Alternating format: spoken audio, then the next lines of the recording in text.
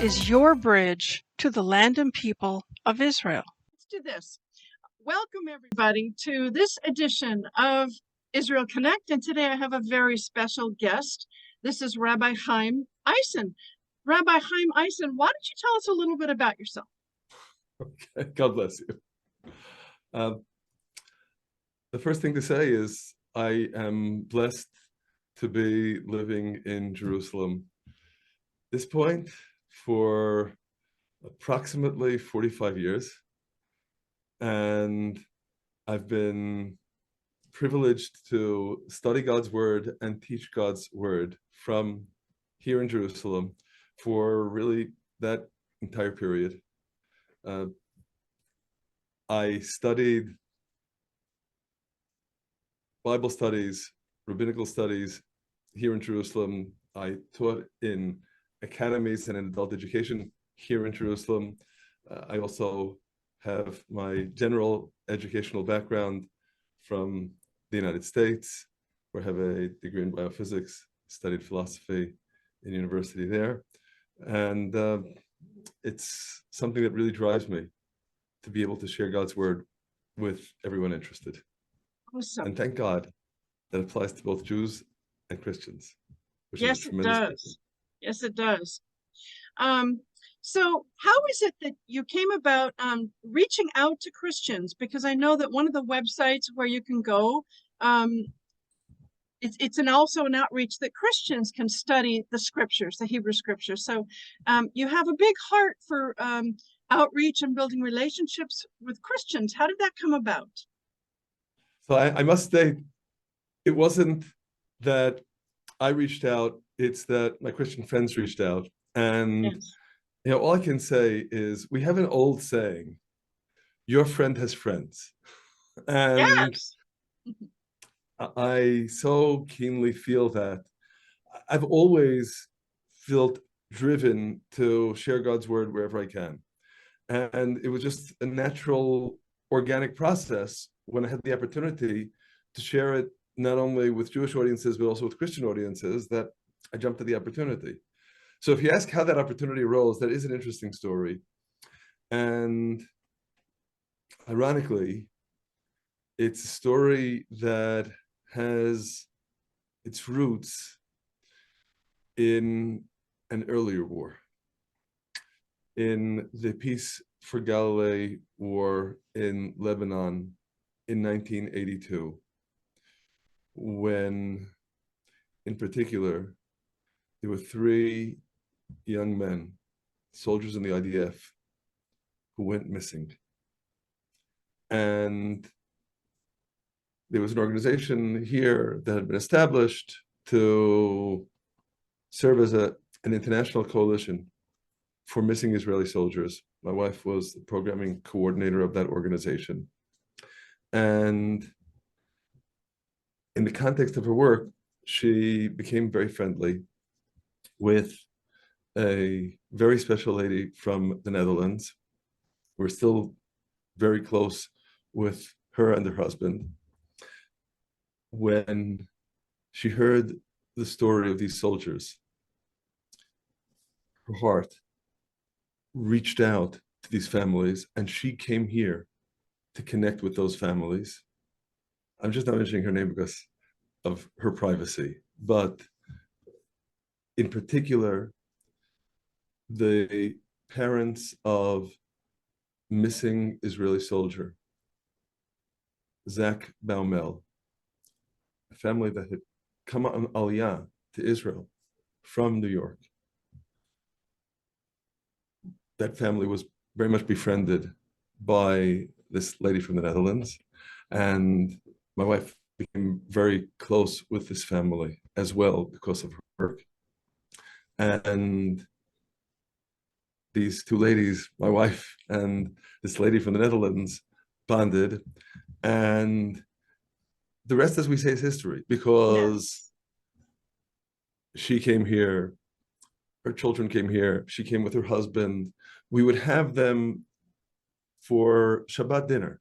And that's really the way it all got started, because, you know, there is no more blessed opportunity for bridge building than when you're sharing God's word over Shabbat dinner.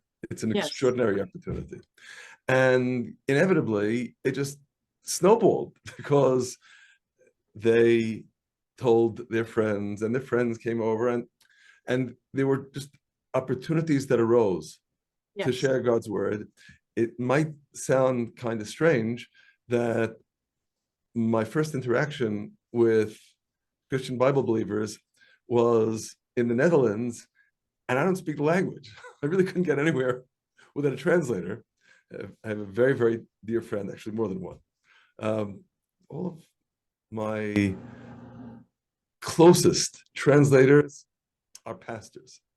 And it was just an extraordinary opportunity to connect with Bible believers in the Netherlands. Parenthetically, I have a little pet theory that the expression that we're so well acquainted with in the United States, the Bible Belt, I think was a Dutch import. Because in the Netherlands, they have a Bible Belt, and it looks like a belt, and it goes right through the country. And in the US, it's not a belt, it's more like a splotch, and it's not in the middle of the country. So I think they just got it from the Netherlands. In any case, so we had many opportunities to share with folks in the Bible Belt in the Netherlands. And then in particular, through some very dear key students of mine from my teaching here in the yeshiva, in theological seminary, students of mine in various places in the United States connected me with Christian communities. Of course, talking about the Bible Belt, there's the belt buckle of the Bible Belt, which is the great state of Texas, and in particular Dallas, and that became like a mainstay whenever I would travel on lecture tours abroad. And it just, again, developed organically, more and more opportunities to share. And if I can emphasize in particular what to me has been so precious an opportunity and a blessing, I find that there is a growing minority. I'm not going to delude myself that it's more than a minority, but it definitely is a growing minority of Christians who've come to the conviction that the worst tragedy that befell the church was when it severed its Hebraic roots and came increasingly under Greco-Roman influence. Yes.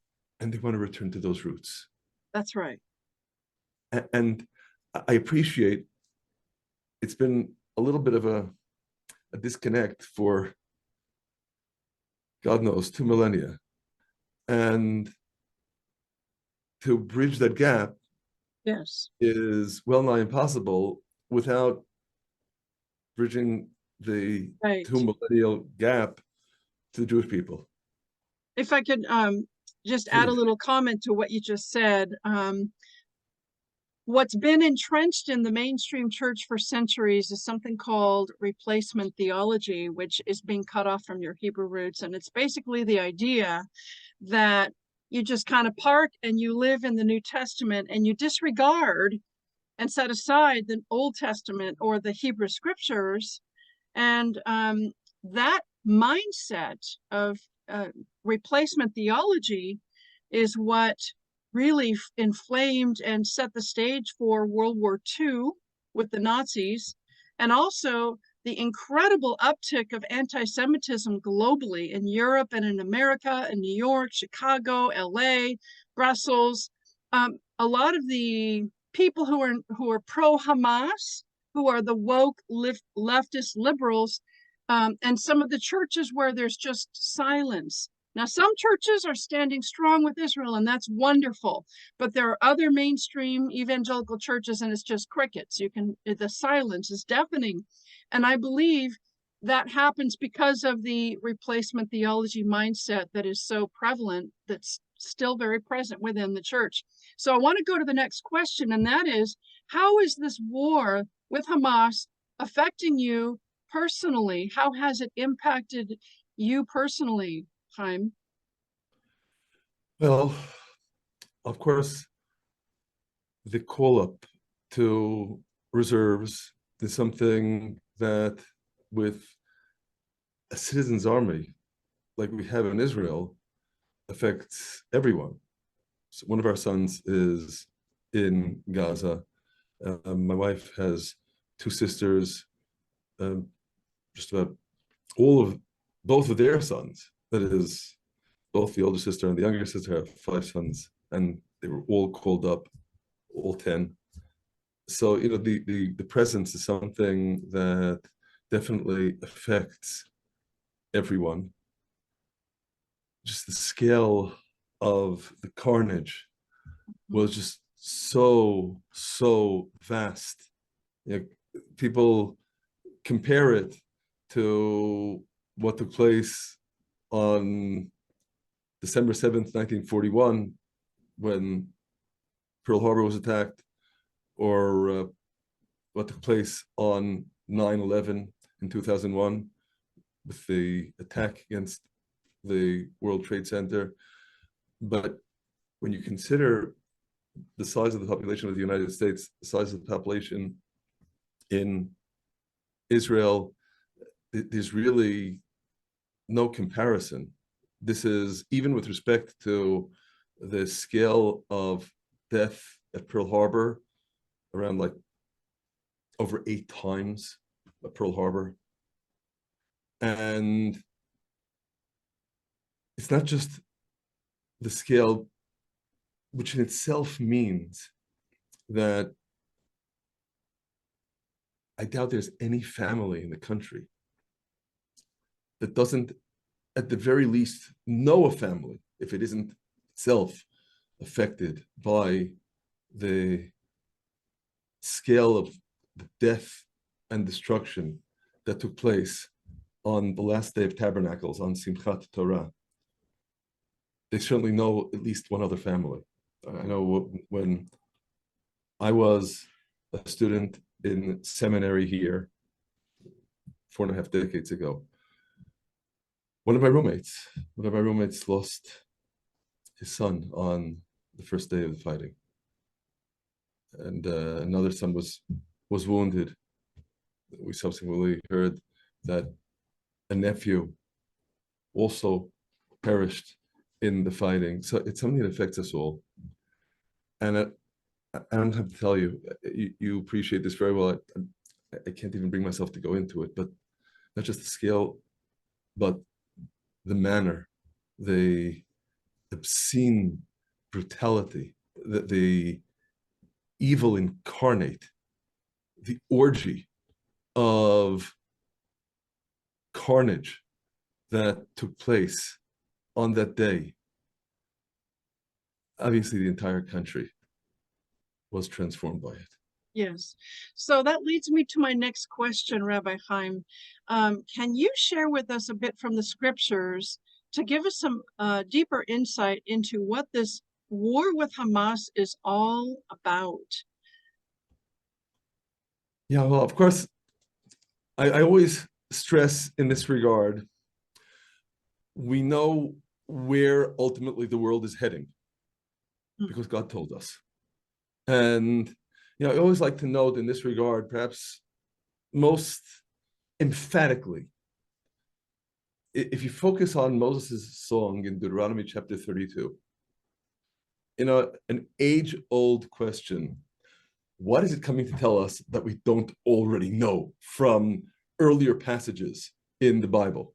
And I think one of the compelling answers to this question, which provided the basis for one of the most important transformations in the perspective that we have with respect to the world, is the idea of history.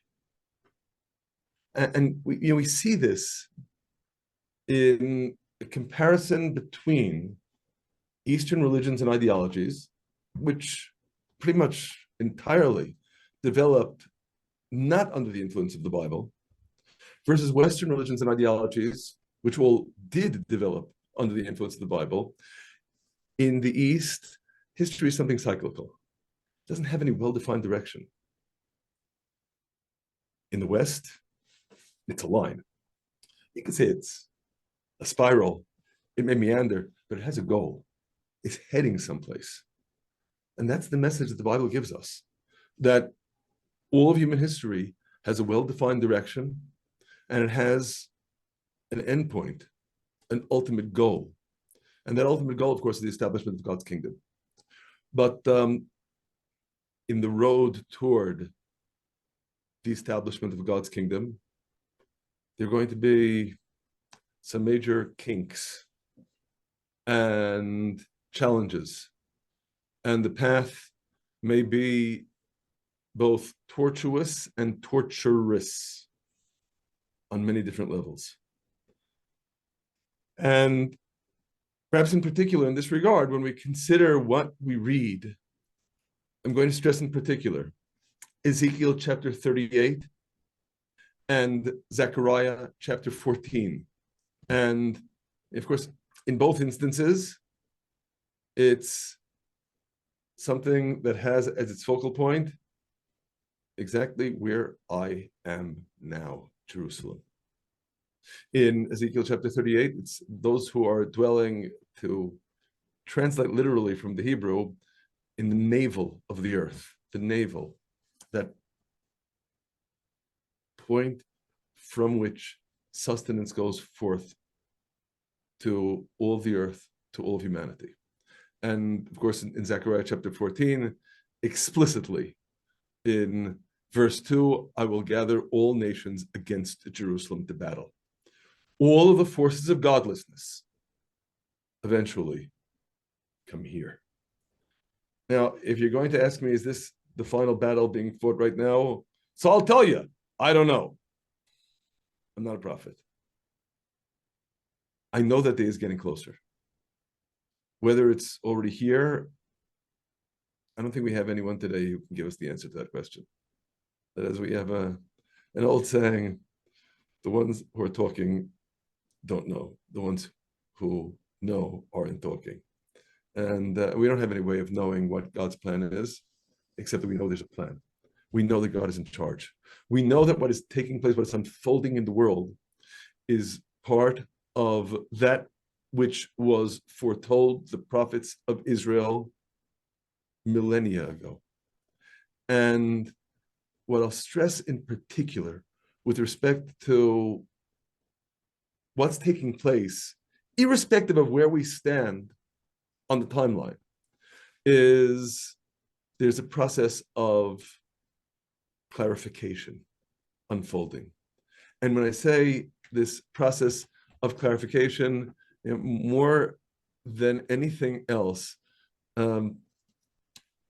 when the prophet Elijah says in the first book of Kings, chapter 18, verse 21, in his indictment of his contemporaries, if God is the Lord, go after him, and if Baal, go after him. But don't keep on dancing between the two thresholds.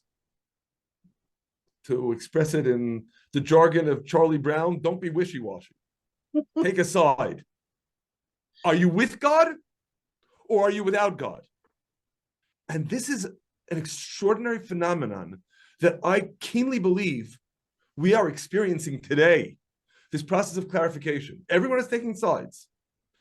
And while that is a terrifying process, because we see the forces of godlessness are getting stronger and stronger. At the same time, I believe we also see the forces of godliness becoming stronger. The undecided, the ambivalent, the fence sitters are vanishing. Kind of add to what, sorry? Add to what you're saying, this process of clarification, another way of saying that same thing slightly differently. I believe we're being brought into the valley of decision. Multitudes in the valley of decision, right, spoken of in Joel chapter 3. And before the war broke out, if I could just interject here, by the way, I don't know why it's translated as valley of decision. Oh. The valley of Jehoshaphat means the valley that God will judge. That's what it means. That's what the name means. Not valley of decision. Valley that God will judge. Oh. So in that valley, where God is going to judge, people have to make a decision. Individuals and churches and synagogues and nations must make a decision. Where do you stand concerning the God of Israel and the people of Israel and the land of Israel? Do you stand with the God of Israel? Because an attack on the land of Israel, in my opinion, is an attack on the God of Israel. And you can't hide anymore or be wishy-washy, as you say, or sit on the fence. Right now, you have to decide where you stand. And I believe the God of Israel is noting where people stand, what decision they make, if they stand with the Jewish people and with Israel, or if they come against the land of Israel. So back to you. I agree with you 100%, but I just want to add an additional dimension, because in some plane, what you just said now, we could have said exactly for the last 2.5 millennia since the prophet Joel expressed those words. But there's an additional dimension that I see as unique to our generation. And it is simultaneously terrifying and exhilarating. And that is, we live, as everyone knows, in the information age. Information age means, in bygone eras, people didn't have the kind of access to information that we have nowadays. So the battle lines would inevitably be drawn between nations, because how was anyone supposed to know what's going on besides having been informed by the rulers, by the empowered? And now there is a democratization of information, and everyone has access. And no one will be able to get away with, oh, I'm sorry, I didn't have any way of knowing any better. Oh, yes, you did. It's up to you. If you chose to go with the liars, that was your choice. And if you chose to go with God, that was your choice. It wasn't because someone led you. And so we see battle lines extraordinary, being drawn not between nations, but even within families. Because everyone individually has that empowerment to choose, and everyone is choosing. And it's terrifying, but it's exhilarating, because that means, again, those fence sitters are disappearing as everyone ultimately is summoned to make a choice. Am I standing with God or without God? And you already intimated what, to me, of course, is a really foundational aspect of that question. And that is, what we read in Psalm 83, focusing on verses 3, 4, and 5. For lo, your enemies, this is addressed to God, are in an uproar, and they that hate you have lifted up the head. And how is that manifest?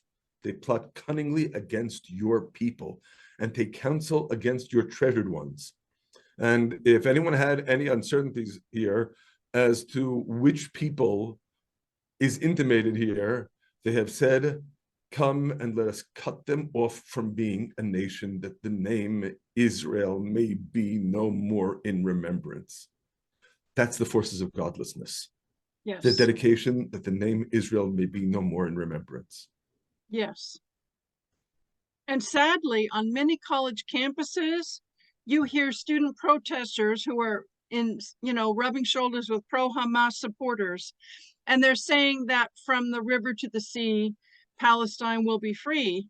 And what they don't often understand and realize is that they're calling for the genocide of the Jewish people in Israel, and they're calling for the erasure of the actual state of Israel, that it would be completely erased and replaced with Palestine. And recently, 3 college presidents from Ivy Leagues were being questioned in Congress, and the way they answered the question was just disgraceful. And I think one of the presidents has now resigned. But yes, that whole mindset, that ties right back to what you just said from Psalm 83, that Israel will be no more. That's what that from the river to the sea is all about, that Israel would be no more. And my only, if I may say so, my only quibble is, as exemplified by those university presidents, it's not because they don't understand what they're saying. they understand very well what they're saying. But some of the students don't. When you ask them, I'm not convinced. Yeah. I'm not convinced the students are that stupid. That Yeah. is, it may be a more amorphous hatred, but ultimately it's the hatred. And moreover, I'm also going to stress the equation that the psalmist establishes, that Asaph was the author, establishes between the hatred of God and the hatred of his people, is something that is also nothing new. That is, in this regard, I always like to express it, and truth is that in Europe, I have to explain the metaphor because it's not something that's at all familiar to most Europeans, that Israel is the canary in the coal mine. So they're trying to figure out what's a canary doing in a coal mine. And of course, I think everyone who is familiar with American culture understands very well that the miners would take a canary into the mine because the canary is a songbird, and it's also a very sensitive creature. And if there would be toxic fumes in the mine, then the canary would perish and stop singing, and the miners would realize they better get out right away before they are overcome themselves. So the canary in the coal mine is an exquisitely sensitive gauge of ambient toxicity. Yes. And the toxic fumes, yes, manifest in anti-Israel and anti-Semitic agitation, are the fumes of godlessness. Right. And let's face it, this isn't anything new in the world of academia today either, because we discern the same fumes in a host of social and ethical issues as well, that are bankrupting the sanctity of life, sapping the spirit, and voiding the soul of humanity. It's all part of the same process. Yes. And it's all part of the same process of clarification. So another question I have, we are in the season of Hanukkah, and Hanukkah is known as the festival of lights and the season of miracles, and there's a whole history to it. And one Hanukkah miracle that we're beginning to see right now during this past week is lots and lots of Hamas terrorists are surrendering. And I've seen lots of pictures of and video footage of these Hamas terrorists, and they come out and they strip them down just to their boxers because they want to make sure that they don't have any explosives strapped to their chest. And it's happened. It's happened already. Yes. You know, people say, why are these poor terrorists being disgraced by Israel? It's about safety. Absolutely. So they it's strip survival. them down. And, Yeah. but that's a miracle that they are surrendering rather than coming out with blazing guns and shooting more IDF soldiers. They're surrendering. That in itself is a miracle. So